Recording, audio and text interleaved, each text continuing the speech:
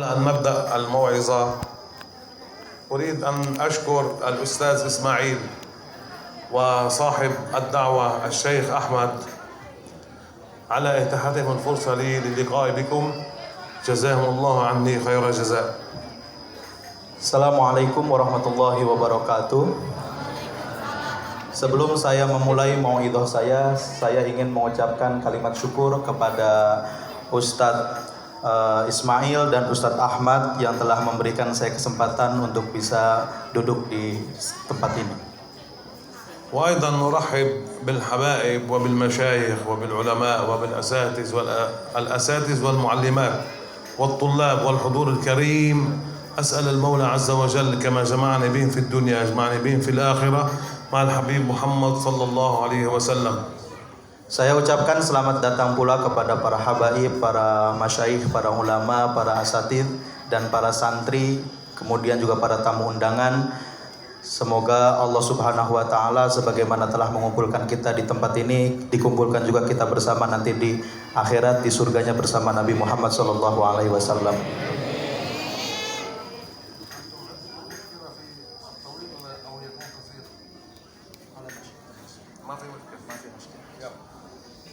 هذا مجلس الصلاة على الرسول هنا هذا عادة هو أسبوعيا. هنا مجلس الصلاة على الرسول وذكر طريقة ماذا الذكر.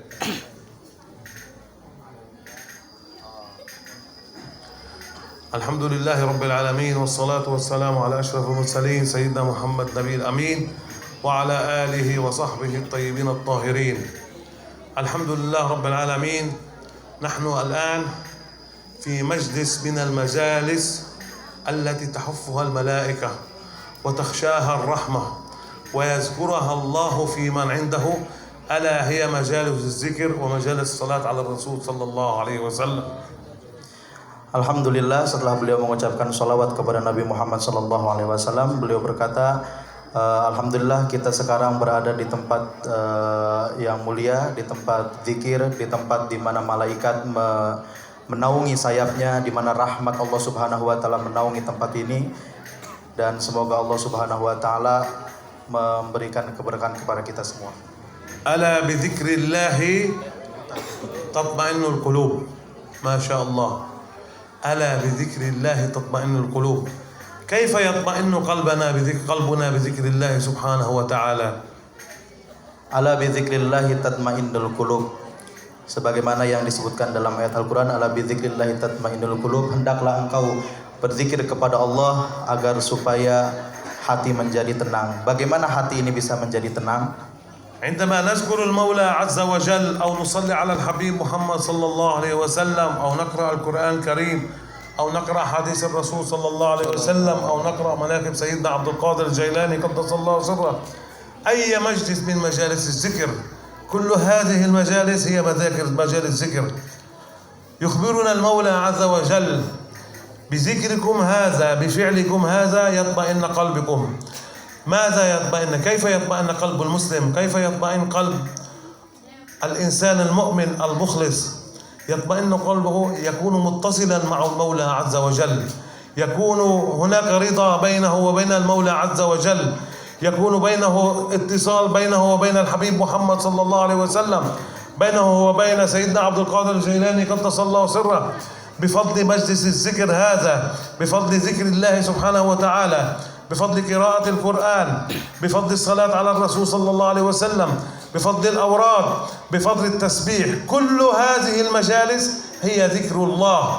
والمولى عز وجل وعدنا، وعد أمة الحبيب محمد، ألا بذكر الله تطمئن قلوبكم، تطمئن قلوبكم خشية وخوفا وخشوعا للمولى عز وجل، ويكون بذلك رضا لكم من المولى عز وجل، ويكون ذلك رفعا لدرجاتكم يوم القيامة وفي الدنيا بإذن المولى عز وجل.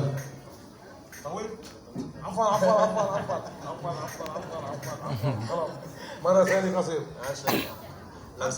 أنت اختصر وترجم ما شئت إن شاء الله. يعني أنا أتكلم أنت تسمع إن شاء الله. أنا أتكلم أنت تسمع أنت تفسر. لو زدت قليل أو أنقصت قليل ما في مشكلة. الموزون يفهم. يلا تفضل. Dengan kita bersyukur kepada Allah Subhanahu wa taala, dengan kita bersolawat kepada Nabi Muhammad sallallahu alaihi wasallam, dengan kita membaca manaqib Sayyidina Abdul Qadir Qaddasallahu sirrah, maka itu adalah merupakan salah satu daripada kegiatan-kegiatan zikir yang dapat menghubungkan hati kita dengan Allah Subhanahu wa taala, menghubungkan hati kita dengan Sayyidina Muhammad sallallahu alaihi wasallam, yang dapat mendatangkan rahmat dari Allah Subhanahu wa taala sebagaimana yang telah dijanjikan oleh Allah Subhanahu wa taala.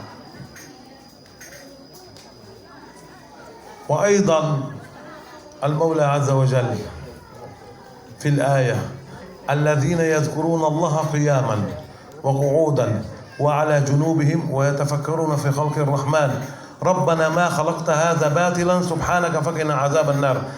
الذكر يا أخوان أو الصلاة على الرسول صلى الله عليه وسلم أو تعلم الفقه أو تعلم الحديث ليس له مكان وليس له أسلوب وليس له حركة وليس له مدى وليس له ليفل. الذين يذكرون الله قياما وقعودا، تستطيع أن تذكر المولى عز وجل في هذا المجلس الطيب، في البيت، في السيارة، في العمل، في الجامعة، في الشارع، في التجارة، في أي مكان، وتستطيع تذكر الله سرا وعلانية، وتستطيع أن تذكر الله قياما وقعودا وجنونا، وتستطيع أنت وتذكر المولى عز وجل لو تستطيع أن تطير في السماء كما شئت. ليس هناك طريقة محددة لذكر المولى عز وجل. هناك بعض الناس يقولون لنا هذا الذكر الذي تقيمونه أو الصلوات أو التوسل بالحبيب محمد صلى الله عليه وسلم هذه بدعة وهذه البدعة ليس كانت موجودة. نعم نحن أهل بدعة، عندما نتوسل بالحبيب محمد صلى الله عليه وسلم نحن أهل بدعة، لأنهم هم محرومون من هذا الإحساس، محرومون من هذا الشعور، محرومون من هذه البركة، محرومون من شفاعة الحبيب محمد صلى الله عليه وسلم، محرومون من ذكر المولى عز وجل. ماذا يحصل لو قرأنا الفاتحة؟ نحن في القبور نقرأ الفاتحة، نذهب إلى القبور اللهم أهدي ثواب سورة الفاتحة إلى روح فلان. أين المشكل في هذا الموضوع؟ أنا عندما أمرض، أنا لو مرضت إلى أين أذهب يا شيخ؟ عندما أمرض أذهب إلى الطبيب.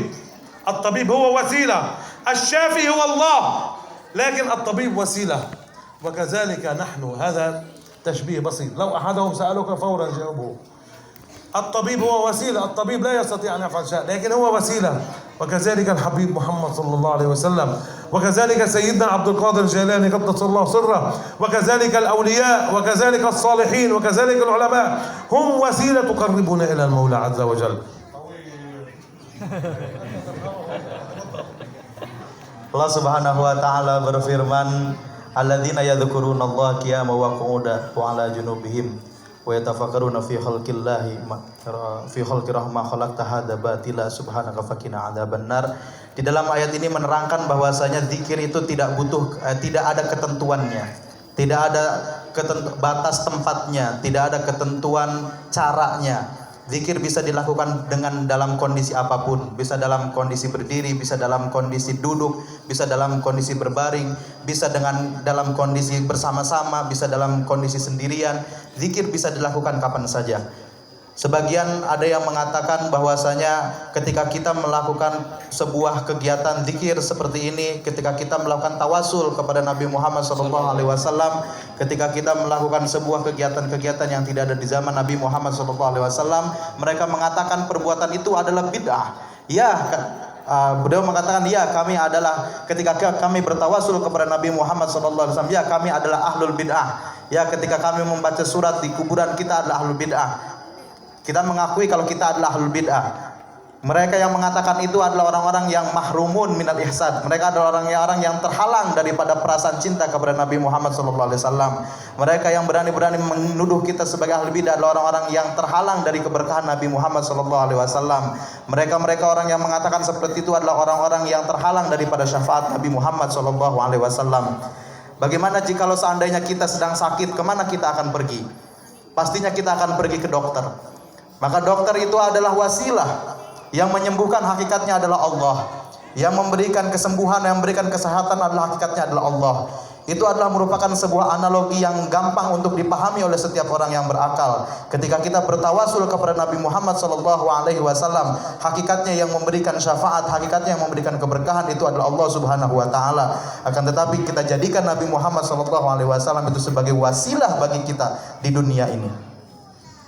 وهذه المجالس هذا المجلس الطيب هناك ملائكة طوافون في السماء في الأرض عندما يروا هذا المجلس أو مجالس الذكر أو مجلس الصلاة على الرسول أو مولد الرسول أو المناقب أو حول أي مجلس من مجالس الذكر ينادوا بعضهم الملائكة ينادوا بعضهم هلموا إلى حاجاتكم. ما هي حاجة الملائكة؟ هذه المجالس، فيجلسوا معنا ويذكروا الله معنا وتحفنا الملائكة وتغشانا الرحمة ويذكرنا الله في من عنده ويصعد إلى السماء يسألهم المولى عز وجل وهو أعلم وهو علام الغيوب.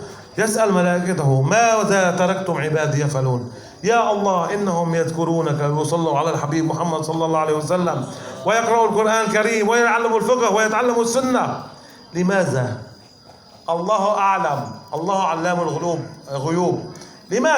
لماذا يصلوا ولماذا يذكروا وصلى الحبيب محمد؟ طمعا برحمتك وخوفا من عذابك. الله.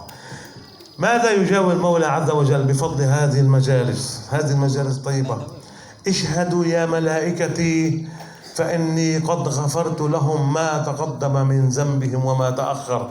فيجيب الملائكة. هناك هذا المترجم جاء لهنا لكي يتكلم مع أحمد من أجل التجارة أو من أجل الزواج أو من أجل شراء السيارة، من أجل أمر دنيوي. ماذا يجيب المولى عز وجل؟ اسمعوا بفضل هذا المجلس، مجلس الصلاة على الرسول، أي مجلس من مجالس الذكر، هم القوم لا يشقى بهم جليسهم. بفضل هذا المجلس، بفضل هذه المجالس التي يقومها الشيخ أحمد وفي جميع مدن أندونيسيا والحمد لله رب العالمين، كل يوم هناك مجلس، كل ساعة. ممكن لو نراقب الزمن كل 5 دقائق موجود في هذا البلد. طيب يا أخوان، أنا الحمد لله رب العالمين لقد أكرمني المولى عز وجل وزرت كثير من الدول الأجنبية والعربية في هذا الزمان. نحن الآن على العام 2020 ميلادية 1441 هجرية، القرن 21. بعد الزيارة لجميع الدول، يعني معظم الدول سواء الغربية والعربية، وجدت أن البلد المسلم الأول في العالم في هذا الزمان هو أندونيسيا. ليس لأنكم جميلين وليس لأنكم كرماء، لا، هذا بفضل تواضعكم وأخلاصكم ومحبتكم لسيدنا محمد صلى الله عليه وسلم ومحبتكم لأهل بيته، وخصوصا محبتكم لسيدنا عبد القادر الجيلاني قدس الله سره. أنا من الناس والله ومن غير مجاملة، أنا من الناس زاد تعلمي في التواضع والأخلاق في هذا البلد. تعلمت منكم، تعلمت من هذا الشعب الطيب، من هذا الشعب المسلم، من هذا المسلم بالفطرة. للأسف في دولنا العربية، أنا من بلد عربي، في دولنا العربية الآن يتباهى الآباء. أنا اشتريت لولدي هاندفون جديد، أنا اشتريت لولدي هذا ثوب سينيه من مكان الفلاني، أنا اشتريت لابنتي ثوب من المكان الفلاني. فهذا البلد الطيب بماذا يتباهى الأهل؟ أنا ولدي حفظ 5 أجزاء، هذا غير موجود في غير هذا البلد يا شيخ. أنا ولدي حفظ 10 أجزاء، أنا ولدي يحفظ 50 حديث، أنا ولدي يحفظ مناقب الحبيب سيدنا عبد القادر الجيلاني، أنا ولدي يخطب في الناس ما شاء الله. هذا الحبيب ما شاء الله زين، قبل أن تأتي هو تلا علينا موعظة ما شاء الله، قوي عنده جرأة. هكذا الإسلام في هذا البلد بالفطرة، ليس للتجارة وليس للتباهي. ومن يتعلم ويدرس ويحفظ ليس ليقال عنه أستاذ، فقط ليوصل هذه الأمانة إلى الآخرين. فافرحوا وافتخروا بأنكم أمة في هذا الزمان، أمة الحبيب محمد صلى الله عليه وسلم. أنا أطلت عليك لكن أنت إن شاء الله قوي، تختصره وتترجمه إن شاء الله. Disebutkan di dalam sebuah riwayat bahwasanya Allah Subhanahu wa taala memiliki pasukan malaikat-malaikat yang bertugas untuk berkeliling di langit dan di bumi. Mereka semua mencari majlis-majlis zikir seperti ini. Mereka saling mengatakan ketika ada satu malaikat yang menemukan majlis zikir, maka mereka akan memanggil malaikat-malaikat yang halumma ila juratikum. Kemarilah kalian semua, halumma ila hajatikum. Kemarilah kalian semua, wahai para malaikat, menuju kepada hajat kalian, kebutuhan kalian. Apa itu yang termasuk dalam kebutuhan malaikat? Kebutuhan malaikat adalah majlis-majlis seperti ini. Maka kemudian para malaikat pun datang semuanya duduk bersama orang-orang yang berada di majlis seperti ini. Sampai nanti menumpuk malaikat semuanya sampai ke langit ketujuh, sampai ke hadratullah subhanahu wa ta'ala. Sampai nanti ketika itu Allah subhanahu wa ta'ala bertanya kepada malaikat, apa yang sedang dilakukan oleh hambaku di bumi itu? Apa yang sedang mereka lakukan di bumi itu? Maka nanti malaikat yang paling tinggi, yang paling dekat dengan Allah Subhanahu wa taala duduknya, mereka akan mengatakan, mereka sedang berzikir kepadamu ya Allah. Mereka sedang membaca salawat kepada Rasulullah sallallahu alaihi wasallam. Mereka sedang membaca manaqib Sayyidina Abdul Qadir qaddasallahu sirrah. Mereka sedang membaca Al-Qur'an. Mereka sedang berzikir kepadamu ya Allah. Kemudian Allah Subhanahu wa taala bertanya kepada malaikat, apa yang mereka inginkan? Apa yang mereka maksudkan daripada pekerjaan itu? Maka malaikat pun berkata, dan Allah Subhanahu wa taala hakikatnya itu adalah zat yang maha tahu dan lebih tahu tentang apa yang dibutuhkan dan apa yang diinginkan oleh makhluk-makhluknya. Para malaikat menjawab pertanyaan Allah Subhanahu wa taala, tidak lain dan tidak bukan apa-apa yang mereka inginkan hanya satu ya Allah, yaitu mengharap terhadap rahmat-Mu dan berharap kepada ampunan dosanya. Maka kemudian Allah Subhanahu wa taala berkata kepada malaikat, "Ishhadu." Saksikanlah wahai para malaikat. Kalau memang itu yang mereka inginkan, maka saksikanlah wahai kalian para malaikatku. Sekarang juga aku telah mengampuni dosa-dosa orang yang sedang berada di majlis tersebut. Kemudian ada satu malaikat yang berkomentar kepada Allah Subhanahu wa taala, "Ya Allah, di dalam majlis tersebut ada satu orang, ada beberapa orang yang tujuannya bukan untuk mengharap rahmat-Mu, tujuannya bukan untuk mencari ampunan-Mu, tetapi hanya untuk berdagang, tujuannya hanya untuk mencari dunia, tujuannya hanya untuk perkara-perkara yang bersifat dunia." Maka apa kata Allah Subhanahu wa taala? Mereka-mereka yang hadir di majelis itu, walaupun niat mereka itu bukan karena mengharap rahmatku, bukan karena mencari ampunanku, maka ketahuilah bahwasanya orang yang duduk di majelis ini, siapa-siapa yang nempel dengan mereka itu tidak akan mendapatkan kesengsaraan. Maka mereka pun yang niatnya hanya untuk berdagang, yang niatnya hanya untuk mencari dunia, ikut kecipratan dengan rahmat dan ampunan dari Allah Subhanahu wa taala.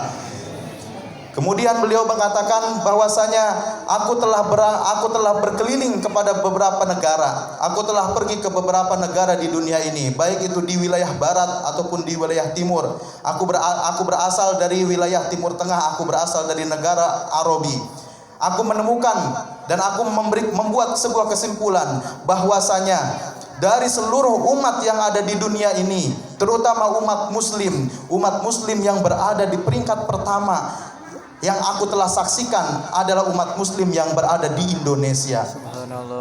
Bukan karena kalian semua memiliki paras wajah yang tampan dan cantik, bukan karena kalian memiliki kedermawanan, tetapi aku katakan bahwasanya umat muslim yang terbaik di dunia itu adalah di Indonesia karena sebab keikhlasan kalian, karena sebab ketawaduan kalian, karena sebab cinta kalian kepada Nabi Muhammad sallallahu alaihi wasallam, karena sebab cinta kalian kepada Sayyidina Abdul Qadir qaddasallahu sirrah. Maka itulah yang menjadikan kalian menjadi umat muslim yang paling unggul dari semua umat muslim yang ada di dunia.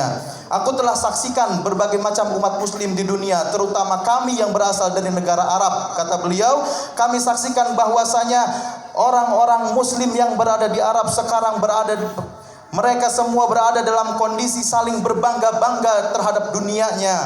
Mereka bangga kalau anaknya dibelikan handphone dengan tipe sekian. Mereka bangga ketika mereka memiliki anaknya bisa membeli baju dari tempat ini. Mereka bangga ketika anaknya memiliki kendaraan yang bagus. Nah, sedangkan aku saksikan umat muslim di Indonesia ini, kalian semua bangga, bukan bangga dengan hal seperti itu, tapi bangga ketika anaknya hafal 5 juz. ketika bangga anaknya memiliki keilmuan agama yang bagus, ketika bangga anaknya bisa menjadi seorang dai yang hebat, itu adalah merupakan sebuah nilai yang aku anggap lebih, yang menjadikan kalian bangsa Indonesia adalah menjadi umat muslim yang paling unggul dari semua umat muslim yang ada. Aku merasa ketika aku tinggal di Indonesia ini, ilmuku semakin bertambah. Ilmu di dalam apa? Ilmu di dalam perkara ketawaduan, ilmu di dalam perkara keikhlasan. Aku belajar banyak daripada kalian bangsa Indonesia. Aku saksikan bahwasanya kalian bangsa Indonesia adalah bangsa muslim yang terbaik. والحبيب محمد صلى الله عليه وسلم يقول: ما اجتمع قوم في بيت من بيوت الله يتلون كتابه ويتداولون بينهم إلا ونزلت عليهم السكينة وغشيتهم الرحمة وحفتهم الملائكة وذكرهم الله في من عنده. انظروا هذا الفضل العظيم. أولا المولى عز وجل، والآن حبيبنا محمد صلى الله عليه وسلم. فضل عظيم هذا المجلس، فضل عظيم لصاحب المجلس ولكم. ما اجتمع قوم في بيت من بيوت الله يتلون كتاب الله ويتداولونه بينهم إلا نزلت عليهم السكينة وغشيتهم الرحمة وحفتهم الملائكة وذكرهم الله في من عنده. كيف يزول المولى عز وجل يباهي بكم الملائكة يوم القيامة، يقول: يا ملائكتي انظروا عبادي